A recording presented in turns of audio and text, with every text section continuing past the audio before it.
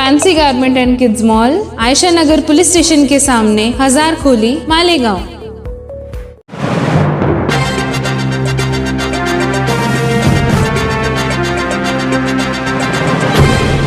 देखते रहिए the prime news Abdul Rahman के साथ।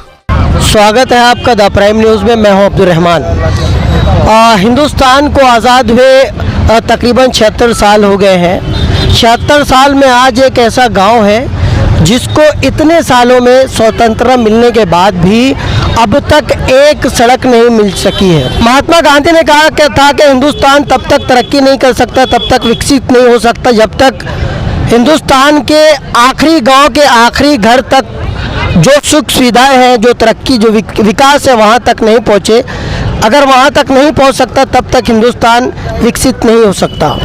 हमारा एक संवैधानिक अधिकार ये है कि हमारे घर तक सड़कें जो है मिलनी चाहिए। गवर्नमेंट की कई प्लानिंग है, बड़े बड़े नेशनल हाईवेज बना रहे हैं, बड़े बड़े रास्ते बना रहे हैं, मगर आज भी गांव, छोटे छोटे गांव देहातों तक सड़क जो है वो नहीं पहुंच सकी है। हम बहुत तरक्की का दावा करते हैं, बहुत विकास का दावा करते हैं, मगर विकास इन छोटे छोटे गांव तक नहीं पहुंचा है। दुका शिलाल जी यहाँ पर मौजूद हैं, उनसे मैं पूछना चाहूँगा कि क्या उनकी डिमांड है और क्यों उनकी ये डिमांड अब तक पूरी नहीं हो पा रही है। क्या कहेंगे आप इस बारे में? ये जो चीज़ है लगभग अभी 50 साल बोले तो 3 पीढ़ी यहाँ रहने वालों की हो गई है, और इतने साल होने के बावजूद उस जगह पर जाने के लिए कोई रास्ता नहीं है। अगर जाना है तो खेतों में से जाना पड़ता है। ठीक है, ठंडी के दिन है, गर्मी के दिन है, लोग चले जाते हैं, लेकिन जब बरसात के दिन होते हैं तो उन दिनों में, क्योंकि वहाँ रहने वाला हर कोई किसान है, और किसान की एक जो ज़मीन में उसमें वो सब्जियाँ कुछ लेता है और वो सब मालेगांव मार्केट को लाता है। लेकिन अगर उसको मोटरसाइकिल पे लाना हो तो उसको उनके घर से वो लगभग 1.5 किलोमीटर का अंतर है, वो 1.5 किलोमीटर का रास्ता पार करने के लिए कम से कम 2 से ढाई घंटा लग जाता है, क्योंकि उनको इतना बड़ा बोझा रख के गाड़ी को धक्का मार के अकेले नहीं, सुबह 4 बजे निकलना पड़ता है। 4 बजे वो आदमी अपनी बीवी को, अपने बच्चों को उठाता है और उनको वो 1.5 किलोमीटर तक वो गाड़ी धक्का मार के भाई हमको बाहर निकाल दो। इतनी तकलीफ में ये लोग जीवन जी रहे, ऐसी भयानकता से ये लोग जीवन जी रहे, फिर भी किसी का उनकी तरफ ध्यान नहीं है।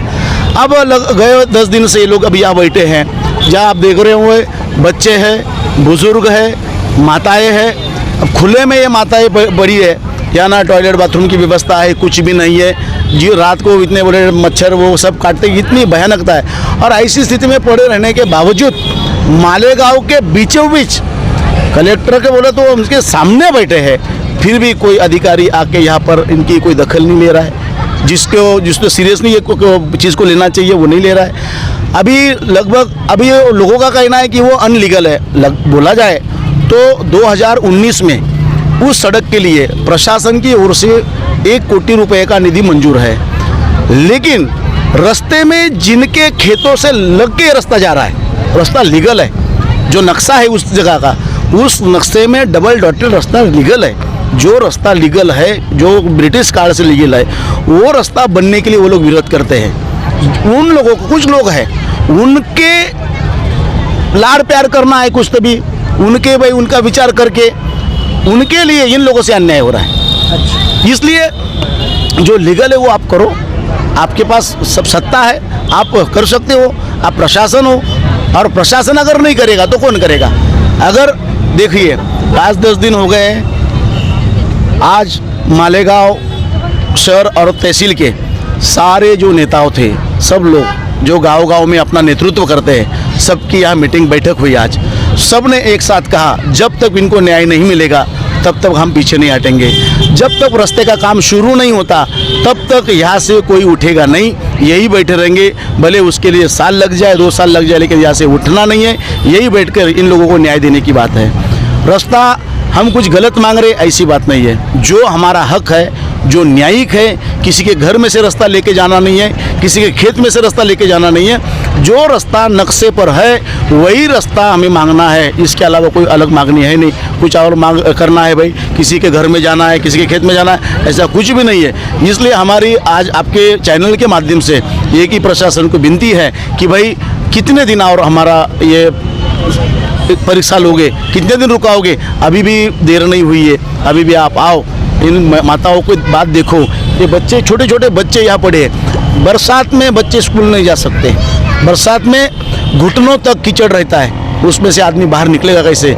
अगर किसी माता को प्रेगनेंसी का टाइम है, बच्चा अगर पैदा करने का टाइम है और उस वक्त उसको अगर दवाखाने की आवश्यकता है तो वो रास्ते में मर जाएगी, लेकिन दवाखाना नहीं पहुंचेगी। इतनी भयानकता उस रास्ते की है।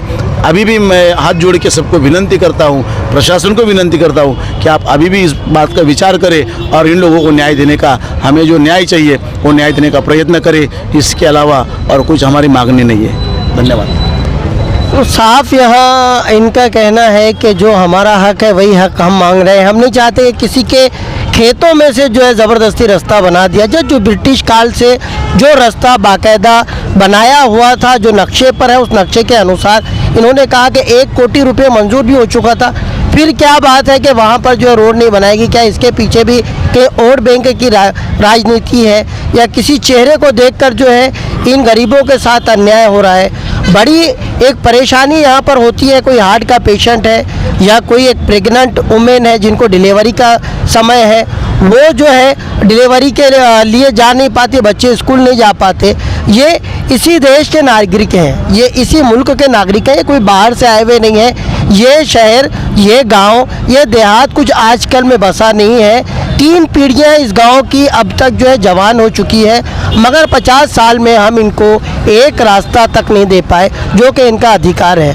उम्मीद करते हैं कि शायद इस न्यूज़ को देखने के बाद शासन प्रशासन की आँख खुले और वो इनको इंसाफ दे, वरना ये बेयार मददगार इसी तरीके से जो है, ये देहात में रहने वाले लोग हैं, इनको लड़ना आता है। मौसम कितना भी कठिन हो, इनको वो ज़िंदगी जीने की इनको आदत है। आप भले ही एसी रूम में सोएं, मगर ये कठिन परिस्थितियों से ये गुजरते रहते हैं। ये अपनी लड़ाई लड़ना जानते हैं, मगर हम चाहते हैं कि लड़ाई लंबी ना हो, बल्कि इनको न्याय मिले, इनको इनका हक मिले। इसलिए वक्त रहते इनकी जो डिमांड है, पूरे देश में आप कोने कोने तक सड़क पहुंचा रहे हैं। सिर्फ 4 किलोमीटर दूर गांव है, 1.5 या 2 किलोमीटर की सड़क है, उसको देने में आपको क्या दिक्कत है, हमें नहीं समझ आती। उम्मीद करते हैं वक्त रहते इनके साथ इंसाफ किया जाएगा। देखते रहिए द प्राइम न्यूज़, मेरे यानी अब्दुर्रहमान के साथ।